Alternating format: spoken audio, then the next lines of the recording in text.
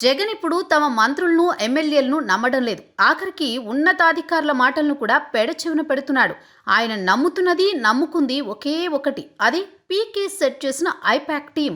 పార్టీలో ఏ అడుగు వేయాలన్నా, ఎవరికి క్లాస్ పీకాలన్నా, లేదంటే ఎవరిపై వేటు వేయాలన్నా జగన్కు ఐపాక్ టీం చెప్పిందే వేదంగా కళ్ళు మూసుకుని చేసుకుపోతున్నాడు.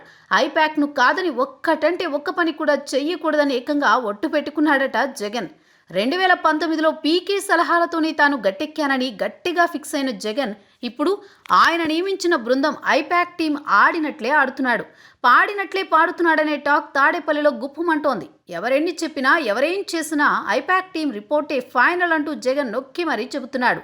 ఎమ్మెల్యేల పనితీరు, మంత్రుల ప్రోగ్రెస్, ఆఖరికి ఏం మాట్లాడాలి, ఏం చెయ్యాలో కూడా ఐపాక్ టీమే డిసైడ్ చేస్తోంది. ఇంతలా పీకే టీంపై జగన్ బాగా డిపెండ్ అయ్యాడు అనేకంటే ఒక రకంగా అడిక్ట్ అయ్యాడు అని చెప్పొచ్చు. సరే, పార్టీ వ్యవహారాలు వారి సొంత విషయం. ఎవరితో సర్వేలు చేయించుకున్నా, ఎవరి సలహాలు విన్నా అది వాళ్ళ సొంత పార్టీ అంతర్గత వ్యవహారం. దాన్ని ఎవరూ తప్పు పట్టరు, పట్టకూడదు కూడా. అయితే జగన్ ప్రభుత్వ పాలనా వ్యవహారాలు సైతం ఐపాక్కే అప్పగించడం ఇప్పుడు విమర్శలకు తావిస్తోంది. ప్రజల సమస్యలకు పరిష్కారాలు సూచించడం, మున్ముందు ఎలాంటి అడుగులు వేయాలి అనే అంశాలపై స్థానిక ప్రజాప్రతినిధులకు, మంత్రులకు, లేదంటే బ్యూరోక్రాట్స్కు, కింది స్థాయి అధికారులకు అవగాహన ఉంటుంది. వాటిపై పట్టు కూడా వారికే ఉంటుంది. అయితే ఇక్కడ కూడా ఎవరి మాట వినకుండా ఐపాక్ చెప్పిందే తనకు శిరోధార్యం అన్నట్లు వ్యవహరిస్తున్నాడు జగన్. గత 2-3 ఏళ్ల నుంచి ఏపీలో అన్ని ప్రాంతాల్లో గుంతల రోడ్లతో జనం నిత్యం బాధపడుతున్నారు. రహదారుల మరమ్మతులకు 5 నెలల క్రితమే ఇంజనీర్లు పంపిన ప్రతిపాదనలను పక్కన పెట్టి ఐపాక్ సూచించిన రోడ్లకే మరమ్మతులు చేయాలని జగన్ డిసైడ్ చేశాడు. ఐపాక్ టీం ఒక్కో నియోజకవర్గానికి 5 రోడ్లను ఎంపిక చేసి వాటి పనులను తక్షణం చేపట్టాలని సూచించగా వాటిని రిపేర్ చేసేందుకు ప్రభుత్వం సిద్ధమవుతోంది.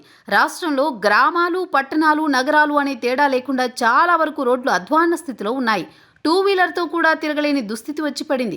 సుమారు 6182 కిలోమీటర్ల మేర రోడ్లు వెంటనే బాగు చేయాలని ఆర్ఎండ్బి ఇంజనీర్లు గత అక్టోబర్లో సూచించారు. ఇందుకోసం 1700 కోట్లు ఖర్చవుతుందని లెక్కగట్టారు కూడా. అయితే నిధులు ఎక్కడి నుంచి తీసుకురావాలో తెలియక ఒకవైపు ఆర్థిక శాఖ జుట్టు పీక్కుంటుంటే, తాజాగా ప్రభుత్వం వాటిని పక్కన పెట్టి ఐపాక్ చెప్పిందే చేయాలని భీష్మించు కూర్చుంది. ఏపీలో అభివృద్ధి నిల్, అప్పులు ఫుల్ అని జనం అభిప్రాయపడుతున్నారని, ముఖ్యంగా రోడ్లు దరిద్రంగా ఉన్నాయంటూ ప్రజలు పెద్దపెట్టిన వ్యతిరేకతతో ఉన్నారనే రిపోర్ట్ జగన్కి ఇచ్చిందట ఐపాక్ టీం. తాము చెప్పిన రోడ్లు ఎలక్షన్స్ లోపు బాగు చేయకపోతే ఆయా నియోజకవర్గాల్లో ఓటమి తప్పదనే హెచ్చరికలు కూడా చేసిందట. దీంతో ఆగమేఘాల మీద జగన్ సర్కార్ ఐపాక్ సూచించిన రోడ్ల మరమ్మతుల కోసం మార్చిలో టెండర్లు పిలిచి ఏప్రిల్ నుంచి జూన్ లోపు పనులు పూర్తి చేయాలని అధికారులకు ఆదేశాలు జారీ చేసిందని తెలుస్తోంది.